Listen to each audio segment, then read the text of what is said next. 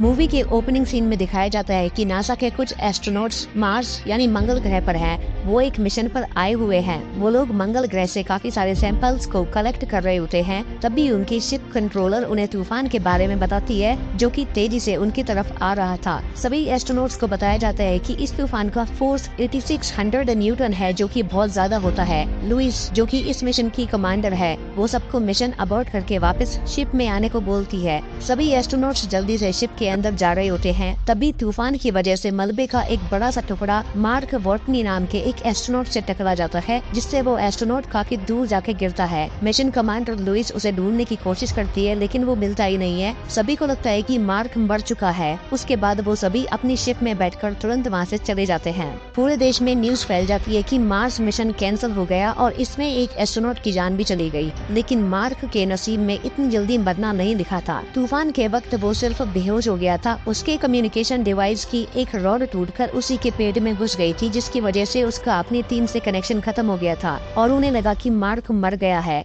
वो जल्दी से अपने शेल्टर में जाता है, जो उन्होंने मार्स पर लैंडिंग के बाद बनाया था। इस शेल्टर के अंदर का एटमॉस्फेयर अर्थ के जैसा है। इसमें एयर प्रेशर को स्टेबल रखने के लिए काफी मशीनरी का यूज किया गया है। वो अपना सूट उतारकर उस रॉड को अपने पेट से बाहर निकालता है। उसके घाव से काफी खून निकल रहा था, तो वो उसे अच्छे से स्टिच कर देता है। उसके बाद वो नासा से कांटेक्ट करने की कोशिश करता है। वो अपने स्टेटस के बारे में मैसेज तैयार करके नासा स्पेस स्टेशन को भेजने की कोशिश करता है, लेकिन अनफॉर्चुनेटली उसका मैसेज डिलीवर नहीं हो पाता है। इस पूरे प्लानेट पर वो अकेला था। उसके पास ऑक्सीजन और बाकी की चीजें तो थी, लेकिन खाने के लिए फूड बहुत ही लिमिटेड था। वो हिसाब लगाता है, उसके पास सिर्फ 31 डेज का खाना बचा हुआ था। इसीलिए वो ये तय करता है कि वो यहाँ पर मार्स पर खेती करेगा।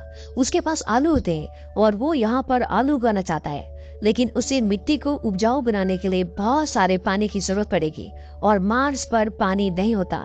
वॉटनी एक बॉटनिस्ट है, तो उसे पता है कि खेती करने के लिए किन किन चीजों की जरूरत होती है और वो अब यहाँ पर खेती करने की तैयारी करता है। वॉटनी एक जगह बहुत सारी मिट्टी इकट्ठी करता है, उसमें आलू डालता है और उन्हें उगाता है, लेकिन अब उसे पानी बनाना है। पर अच्छी खबर ये होती है कि वॉटनी को पता है कि पानी कैसे बनाया जाता है।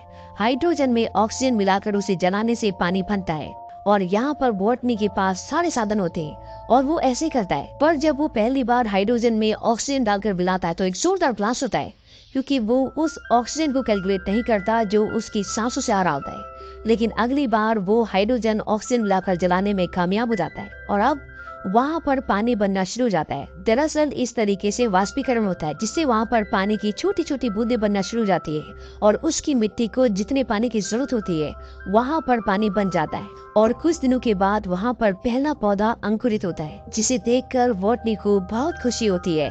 वहीं दूसरी तरफ अर्थ पर यह ऐलान कर दिया जाता है कि वॉटनी अब इस दुनिया में नहीं रहे। पूरे मीडिया में खबर आ जाती है और वो उसका फ्यूनरल भी कर देते हैं। पर अगले दिन जब उनकी ऑपरेटर सैटेलाइट से मार्स की पिक्चर्स दिख रही होती है, तो वो देखते हैं कि वहाँ पर जो उनके इक्विपमेंट्स थे वो एक जगह से दूसरी जगह पर शिफ्ट हो गए। दरअसल ये वो सोलर पैनल्स थे जो वॉटनी ने एक जगह से दूसरी जगह शिफ्ट किए थे। वो अपने सीनियर्स को बुलाती है और वो सब समझ जाते हैं कि वॉटनी मार्स पर अभी भी जिंदा है। लेकिन उनका सीनियर कहता है कि हम जानते हैं कि वो जिंदा है, लेकिन जब तक हम वहाँ पर पहुँचेंगे वो भूख से मर जाएगा। और उसका कहना कहीं न कहीं सही भी होता है, क्योंकि अर्थ से मार्स तक पहुंचने के लिए उन्हें कई महीनों का सफर तय करना पड़ेगा और वो जानते हैं कि वॉटनी के पास इतने लंबे समय के लिए खाना नहीं है। अब वॉटनी को मार्स पर पूरे 70 दिन हो चुके हैं और वो हिसाब लगाता है कि नासा का अगला मिशन जो मार्स पर उतरेगा वो 4 साल बाद उतरेगा और वो भी यहाँ से 3200 किलोमीटर दूर, और तब उसे वहाँ पहुँचना होगा।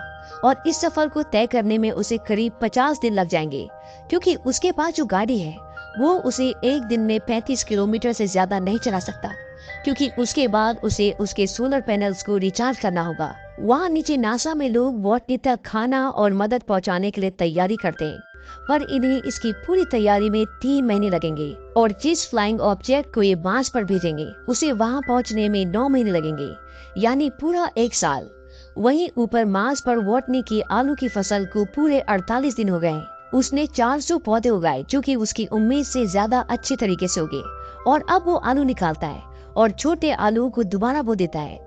वॉटनी यहाँ पर खाद के लिए अपना मल इस्तेमाल करता है, पर वो जानता है कि अगर उसने नासा से संपर्क नहीं किया तो वो भले कितने आलू उगा ले, पर वो जिंदा नहीं बचेगा।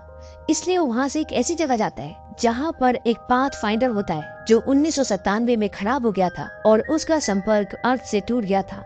और जब वॉटनी उस तरफ जाता है तो नीचे से नासा की टीम जो लगातार उसकी मूवमेंट पर सैटेलाइट के जरिए नजर रख रही होती है, वो समझ जाती है कि मार्क वॉटनी उस पाथ फाइंडर को लेने जा रहा है, क्योंकि वहाँ उसके अलावा और कुछ भी नहीं होता। पर ये बहुत पुराना सिस्टम होता है और ये सिर्फ मार्स से फोटो क्लिक करके भेज सकता है। इसीलिए वॉटनी उस कैमरे के आगे 3 बोर्ड्स लगाता है। उसमें जो बीच वाला बोर्ड होता है उसमें लिखा होता है क्या आपको मेरे सिग्नल मिल रहे हैं, और लेफ्ट वाले बोर्ड में यस लिखा होता है और राइट वाले में नो।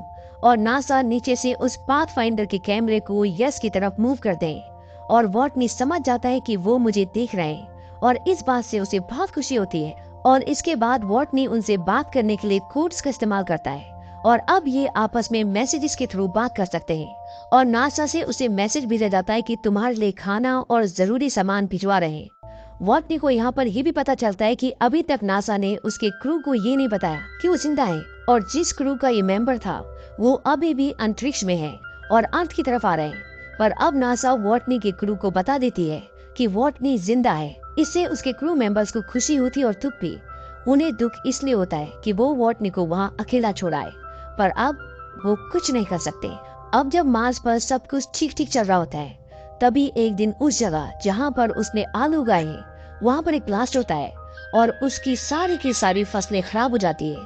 और अब वो दोबारा फसलें नहीं उगा सकता, क्योंकि जो वातावरण उसने वहाँ पर बनाया होता है वो सारा का सारा वातावरण नष्ट हो जाता है। और हिसाब लगाया जाता है कि वॉटनी के पास जितने आलू है उन्हें खाकर वो तब तक जिंदा नहीं रह सकता जब तक अर्थ से उसके पास मदद पहुंचेगी।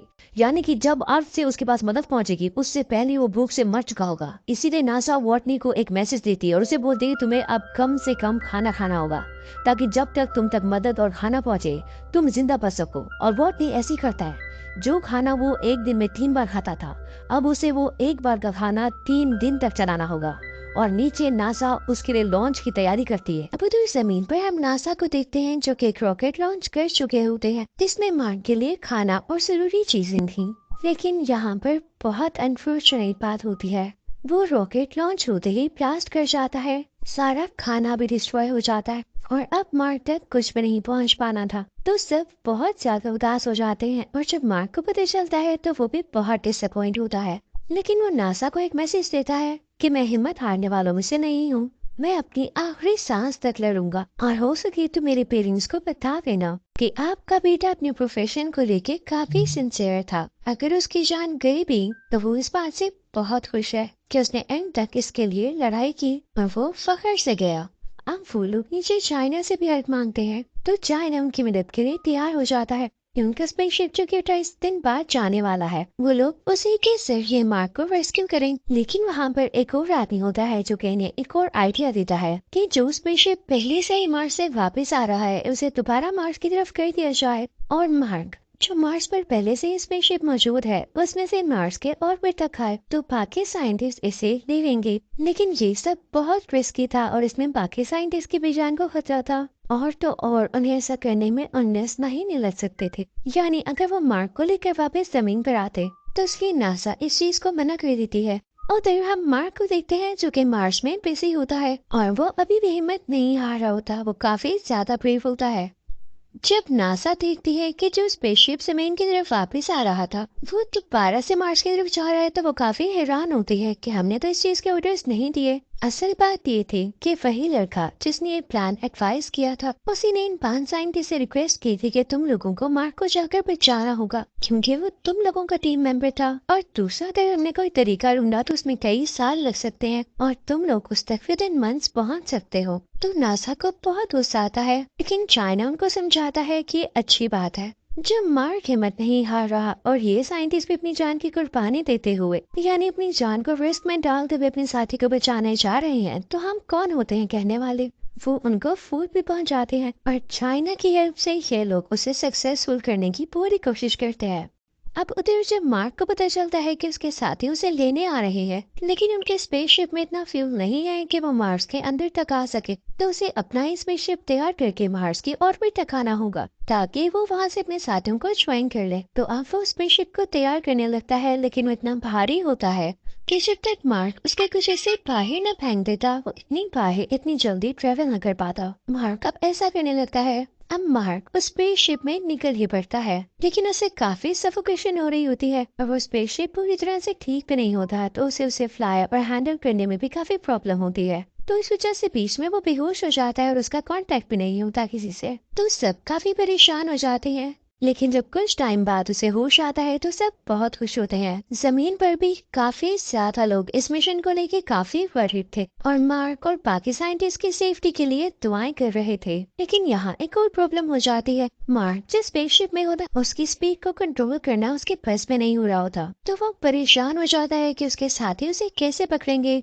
तो अपने साथियों से कहता है कि परेशान ना हो, मैं भी हिम्मत बनाए रखा हूँ और जल्द ही मैं इसकी स्पीड को कंट्रोल करके तुम लोगों तक पहुँच जाऊंगा। तो दूसरे साइंटिस्ट अपनी स्पेसशिप का एक हिस्सा गिरा देते हैं, जिसके एयर प्रेशर से मार्क की स्पेसशिप की स्पीड कम होती है। तो फाइनली ये लोग मार्क को पकड़ सकते थे। अब उधर हम स्पेसशिप की फीमेल कमांडर को देखते हैं, जो कि एक मूविंग चेयर पर से होती हुई एक रस्ते की मदद से मार्क तक पहुंच रही होती है। और तभी मार्क भी अपने चैम्बर से बाहर निकलकर लुइस की तरफ आगे बढ़ने लगता है।